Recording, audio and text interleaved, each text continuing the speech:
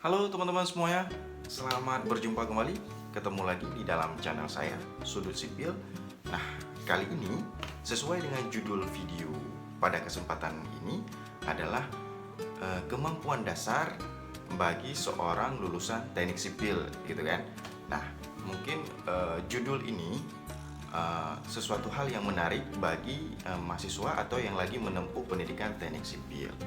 Jadi pasti ada sebahagian besar daripada mahasiswa teknik sipil ataupun yang lagi menempuh pendidikan teknik sipil bahwasanya nanti selesai kuliah mau kemana gitu. Nanti selesai kuliah lingkup dan pekerjaan apa dulu kan yang awal mula yang cocok untuk kita lakukan gitu. Nah, satu hal yang perlu kita ketahui bahwasanya teknik sipil itu kemungkinan berpotensi besar setelah tamat kita pasti masuk ke dalam lingkup yang namanya proyek. Lebih-lebih lagi yang namanya proyek konstruksi, kan gitu.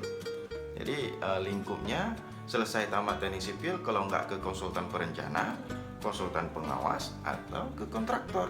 Dan paling banyak itu dominannya ke kontraktor. Jadi sebelum kita bekerja, sebelum kita menempuh yang namanya suatu awal mula pekerjaan, otomatis kita harus mempunyai suatu kapasitas, suatu kemampuan. Jadi jangan nanti kita fresh graduate tapi masih isinya kosong, kita ingin bekerja di tempat orang dan orang itu pasti juga akan meminta ataupun mencari personil yang mempunyai bobot minimal mampu dengan kualifikasi yang dia butuhkan gitu. Jadi menurut teman-teman apa sih kemampuan dasar ataupun kapasitas dasar bagi seorang lulusan teknik sipil gitu kan? Nah, jadi setelah saya survei, setelah saya liga-ligu dari 2007 sampai dengan sekarang di dalam dunia proyek konstruksi, tentunya mulai dari konsultan perencana, konsultan pengawas sampai dengan kontraktor, maka kemampuan dasar ataupun kapasitas dasar bagi seorang lulusan teknik sipil itu di lapangan ataupun di ranah wilayah kerja, maka dia harus mempunyai kemampuan yaitu membaca gambar dan juga menganalisa gambar. Nah, itulah dia. Saya ulangi, itu kemampuan dasar. Kemampuan dasar sebagai lulusan teknik sipil adalah bisa membaca gambar dan bisa menganalisa gambar kerja.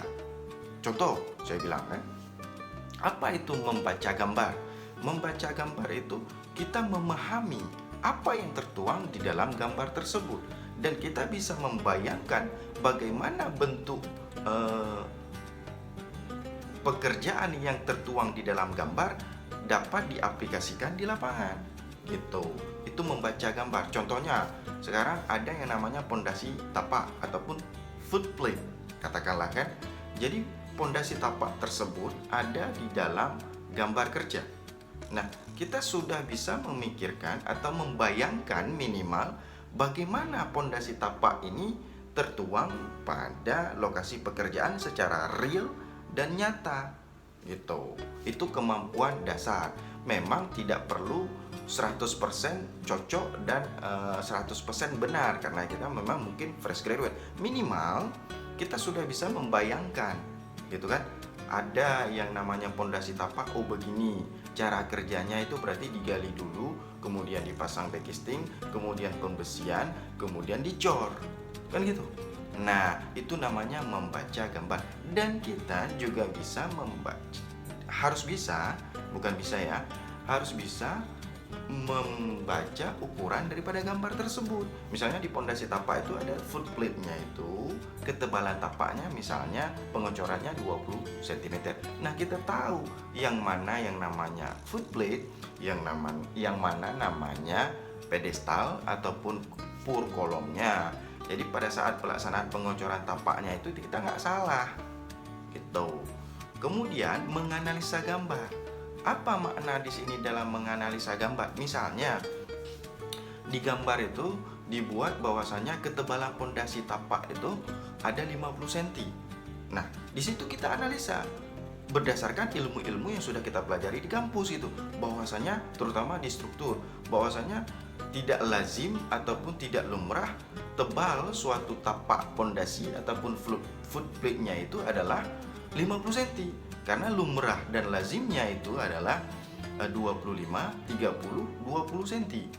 Jadi ketika ada yang ganjal di situ, maka kita bisa menganalisa dan mempertanyakan kepada posisi yang lebih tinggi daripada kita, misalnya di site manager ataupun di general superintendentnya, bahwasanya ini ada kekeliruan mungkin terhadap ketebalan pengecoran pondasinya. Nah, disitulah yang namanya analisa. Jadi teman-teman sekalian, ini kemampuan dasar yang harus dimiliki oleh yang namanya lulusan teknik sipil. Jadi beda lagi dengan yang namanya skill. Jadi skill itu adalah suatu keahlian, sedangkan yang kita harus kuasai ini adalah kemampuan dasar atau disebut dengan capability.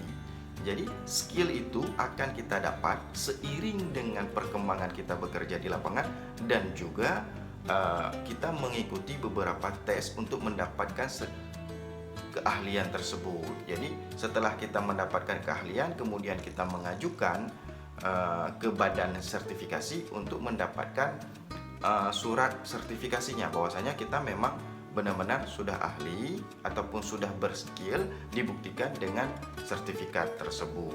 Jadi skill dengan kemampuan dasar itu berbeda. Nah, kemampuan dasar ini kita dapatkan 70% di kampus ataupun di tempat kuliah, selebihnya kita dapatkan di lapangan. Jadi itu adalah kemampuan dasar kita. Jadi untuk adik-adik, untuk yang lagi menempuh pendidikan teknik sipil, maka kemampuan dasar minimal sederhananya yang harus kita dapat dan punyai, itulah yang seperti saya sampaikan tadi, bahwasanya ketika kita ke lapangan, kita sudah bisa membaca gambar dan mampu minimal menganalisa gambar secara sederhana. Jadi adik-adik semua, jangan pernah bingung kemana harus melangkah ataupun apa yang harus saya lakukan ketika tamat kuliah. Nah, itu dia. Ketika kita kuliah sudah mengenyang dan kenyang dengan yang namanya teori-teori di kampus, ketika tamat kuliah, mari sama-sama kita ke lapangan.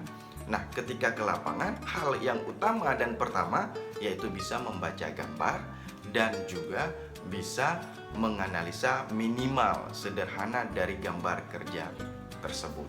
Oke, teman-teman sekalian, ini tips sederhana bagi yang lagi menempuh pendidikan ataupun yang bagi fresh graduate. Semoga ini bermanfaat, dan juga silakan di subscribe untuk info-info selanjutnya tentang teknik sipil, dan juga banyak ilmu-ilmu proyek yang sudah saya bagikan gratis, dan juga ilmu-ilmu sederhana pemula bagi yang ingin menempuh bidang konstruksi ataupun proyek konstruksi. Oke, follow kita di Instagram. Semoga ini bermanfaat dan terima kasih.